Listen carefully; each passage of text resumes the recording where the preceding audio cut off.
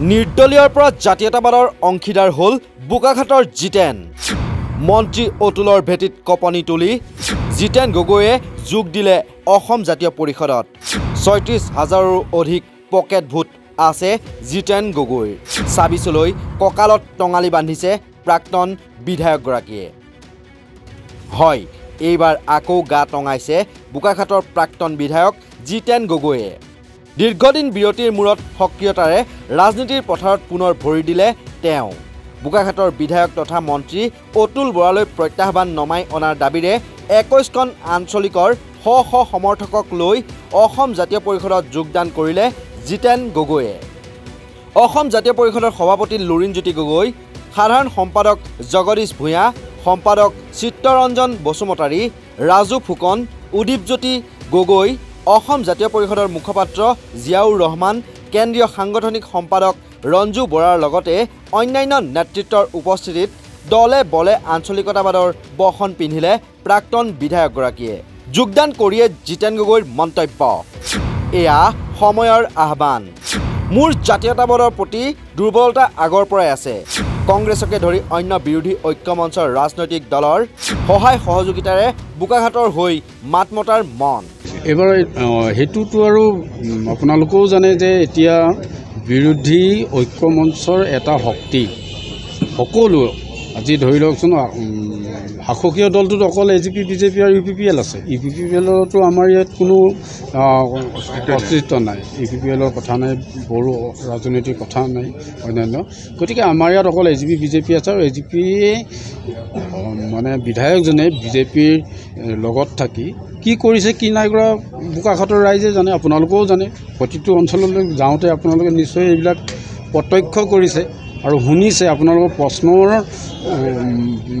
সন্মুখীনো হৈছে যে অতুল বৰাই কি কৰিছিলে, জিতেন গগৈয়ে কি কৰিছিলে।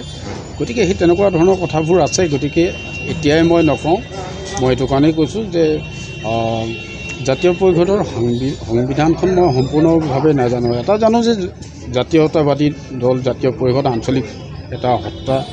গতিকে সেইকাৰণে আৰু ময়ো ঠিক তেনেধৰণৰ মোৰ এটা চিন্তা চৰ্চা আগৰ পৰা আছে। তেওঁৰ প্ৰতি মোৰ এটা মানে দুৰ্বলতা আছিলে আৰু জাতীয় পৰিষদৰ জৰিয়তে মই ভাবিছোঁ অকল বোকাখাতেই নহয়, সমগ্ৰ অসমত আপোনালোক মোৰ এটা মানে কম বেছি পৰিমাণে বহু পৰিচিত লোক আছে। ইপিনে প্ৰাক্তন বিধায়কগৰাকীৰ যোগদানত উৎফুল্লিত অজাপৰ সভাপতি লুৰিণজ্যোতি গগৈ। আজিৰ দিনটোৰ পৰা বোকাখাতত সৃষ্টি হ'ব ধুমুহা। ২০২৬ত ইয়াৰ ফলাফল সকলোৱে দেখিব। আগন্তুক দিনত জাতীয়তাবাদৰ চুনামি বোকাখাত সমষ্টিত অতি শক্তিশালী ৰূপত প্ৰতিফলিত হ'ব। আমি সকলো বিৰোধী ৰাজনৈতিক শক্তি একত্ৰিতভাৱে বোকাখাতত যুঁজিম আৰু অসম জাতীয় পৰিষদৰ ইয়াত প্ৰাৰ্থী থাকিব। অসম জাতীয় পৰিষদৰ কাৰণে আজি এটা খুব ভাল দিন, কাৰণ দুবাৰ নিৰ্দলীয় হিচাপে বিধায়ক হোৱা জিতেন গগৈ ডাঙৰীয়া অসম জাতীয় পৰিষদৰ নীতি আৰু আদৰ্শৰ প্ৰতি আকৰ্ষিত হৈ তেওঁ আজি যোগদান কৰিছে। আৰু তাৰ লগে লগে তেখেতৰ যিটো স্বেচ্ছাসেৱী অনুষ্ঠান বোকাখাত নিৰ্মাণ গোটেও আজি আমাৰ দলৰ লগত চামিল হৈছে। গতিকে মই ভাবোঁ যে এইটো এটা অতি গুৰুত্বপূৰ্ণ আজি দিন আমাৰ কাৰণে। আৰু মই ভাবোঁ যে ২৬ৰ নিৰ্বাচনত বোকাখাত সমষ্টিত আজিৰ দিনটোৰ পৰা ধুমুহা আৰম্ভ হৈছে বা ধুমুহা আৰম্ভ হ'ব। ২০২৬ চনত ইয়াৰ ফলাফল সকলোৱে দেখিব। জাতীয়তাবাদৰ চুনামি বোকাখাত সমষ্টিত আহি থাকিব লগা দিনসমূহত অতি শক্তিশালী ৰূপত প্ৰতিফলিত হ'ব। আমি সকলোৱে জানো যে আমি বিৰোধী ৰাজনৈতিক শক্তিবোৰ সকলোৱে একত্ৰিতভাৱে খেলিছোঁ বা একত্ৰিত হৈ আছোঁ, ২৬লৈকে থাকিব। আৰু আপোনালোকে সকলোৱে জানে যে গোলাঘাট জিলাৰ এই বোকাখাত সমষ্টিত সকলো বিৰোধী ৰাজনৈতিক দল আৰু বোকাখাত নিৰ্মাণ গোট সকলো ভোট একত্ৰিত হ'লে শাসকীয় দলৰ বিধায়কতকৈ বহুত হাজাৰ ভোট বেছি হয়। গতিকে এইবাৰ বোকাখাত সমষ্টিত আমাৰ বিৰোধীৰ জয় নিশ্চিত, অসম জাতীয় পৰিষদৰ জয় নিশ্চিত। আৰু আজি এই দিনটোতে আপোনালোকক ঘোষণাও কৰিব খুজিছোঁ, আমি বিৰোধী সকলো ৰাজনৈতিক শক্তি ঐক্যবদ্ধভাৱে বোকাখাতত যুঁজিম আৰু অসম জাতীয় পৰিষদৰ ইয়াত প্ৰাৰ্থী থাকিব।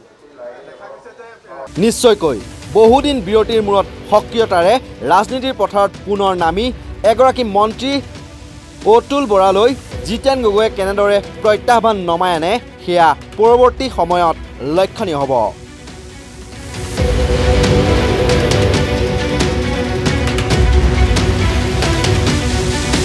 বোকাখাতৰ পৰা উত্তম শৰ্মাৰ প্ৰতিবেদন, নৰ্থ ইষ্ট নাও।